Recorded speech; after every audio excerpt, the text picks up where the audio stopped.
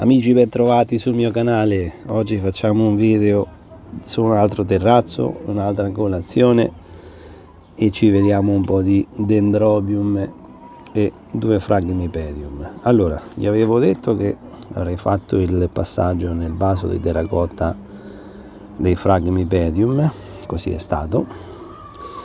Questo è il Vampire Slayer, quest'altro è il Wossen. Sono due Phragmipedium che ho portato direttamente all'esterno. Il tempo dovrebbe cominciare a migliorare, andiamo verso la bella stagione, anche se domani sarà forse l'ultimo giorno piovoso e freddino. Domani dovremmo essere intorno ai 10 gradi come temperatura, quindi sicuramente domani sarà l'ultimo giorno abbastanza freschino. Vi faccio vedere la fioritura del Chrysotoxum, del Dendrobium Chrysotoxum, fiore giallo, profuma veramente, dispiaciuto portarlo fuori perché perdo profumo in casa. E vi volevo far vedere che questi Dendrobium sono tutti quanti messi in sfagno in vaso di terracotta. Asciugherà tantissimo perché qui con il caldo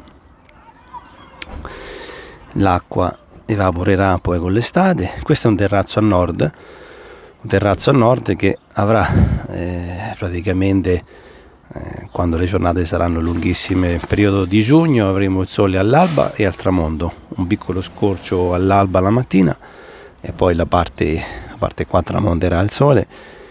E adesso l'ho messe ammucchiate lì per un semplice motivo, perché i Dendrobium ancora sono un po' a riposo, tipo il Parisci ancora dorme e dovrà fare i fiori. Poi quando farà i fiori sarà il segno che la pianta comincerà.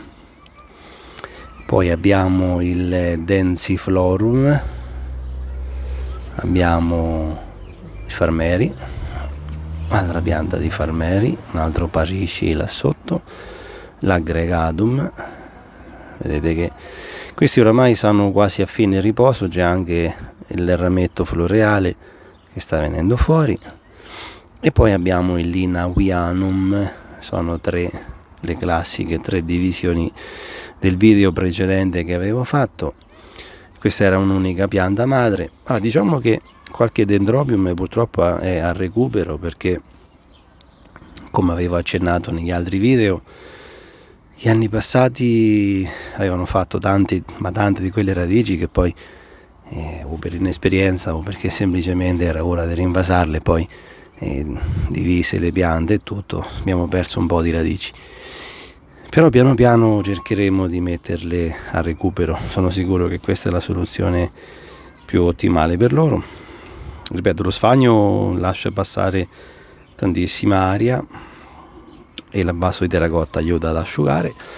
Non li metto in fibra di cocco perché poi queste le metterò sotto il sole, cioè sotto l'acqua, sotto la pioggia. E abbiamo detto che la fibra di cocco non mi permette di fare questo per il semplice motivo che poi non posso gestire. Queste due rimarranno sotto la tettoia e quindi queste le gestirò io, mentre questi altri che voi vedete che sono Dendrobium me li metterò poi a ridosso della ringhiera e prenderanno sole e acqua, e questi riescono a gestirsi diversamente per il semplice fatto che sono in sfagno. Il sfagno, la bagnatura e l'asciugatura è molto veloce. La fibra di cocco non lo possiamo lasciare sotto la pioggia per il semplice motivo che rischiamo che o si bagna per troppo tempo o si asciuga per troppo tempo, quindi è difficile poterla gestire. Non è un substrato che possiamo lasciare tranquillamente sotto l'acqua piovana. Questi l'ho già testati come soluzione altre volte e li metteremo a diretto contatto con quello che viene giù dal cielo, quindi quando ci saranno i temporali estivi li prenderanno e poi si asciugheranno. Questo è il Jenkinsi, bellissimo. La miniatura dell'Aggregatum in buona sostanza, la miniatura. Questo non c'è modo di poterlo tenere se non su un supporto di legno.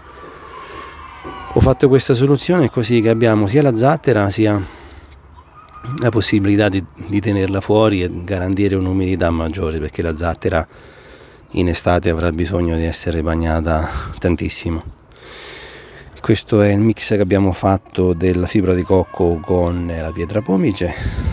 E adesso vedete come asciuga velocemente la fibra di cocco, però se la mettete sotto l'acqua, sotto la pioggia, rischiate che piove 3 giorni, le radici stanno troppo a contatto con l'acqua, quindi la fibra di cocco rimane sempre un substrato da interno o da esterno protetto, mentre qua possiamo prendere anche il tubo in estate, il tubo annaffiare, che non ci sono problemi.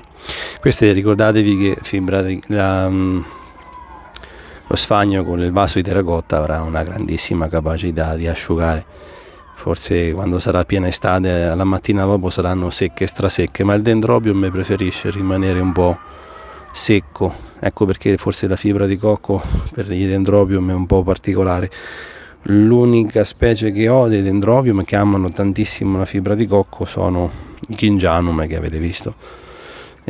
Ma ci si possono abituare, solo che mi dispiaceva poi doverli tenere in casa, perché i dendrobium, ho fatto caso che quando li portate fuori si vede tantissimo che amano star fuori. Vedete, lì c'è una nuova ricrescita, e anche là sotto c'è una nuova ricrescita che sta venendo fuori. Diciamo che da oggi in poi, oggi è il 16 aprile, queste rientreranno a fine ottobre.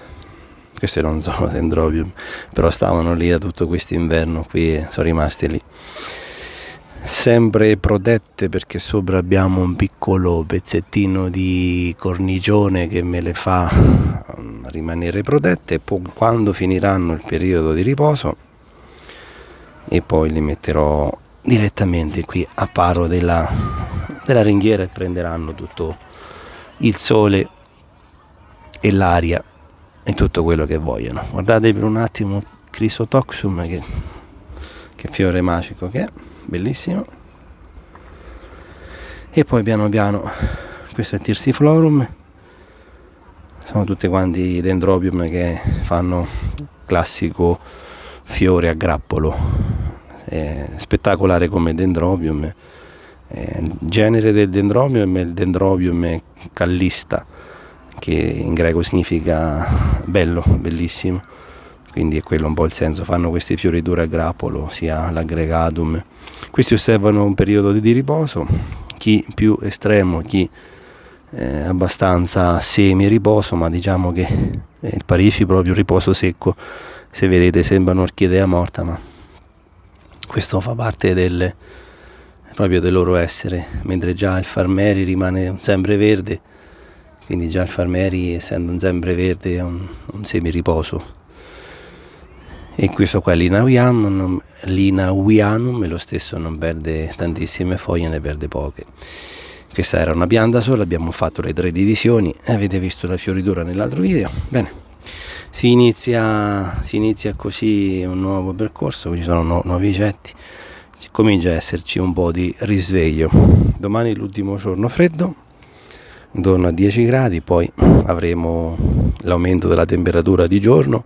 Ecco un vantaggio grandissimo che ho fuori, io purtroppo amo tenerle fuori perché qui loro prendono sbalzo termico giorno-notte, quindi hanno la giusta ventilazione. In casa è sempre, diciamo che mi piange il cuore vederle sotto luce artificiale. Se posso cerco di metterle all'aperto e dare loro quanto di meglio si possa avere. Bene, spero di avervi fatto vedere il mio nuovo programma estivo. Speriamo, i Phragmipedium è la prima volta che li porto fuori, speriamo bene. Ci aggiorniamo al prossimo video, grazie di avermi seguito, a presto.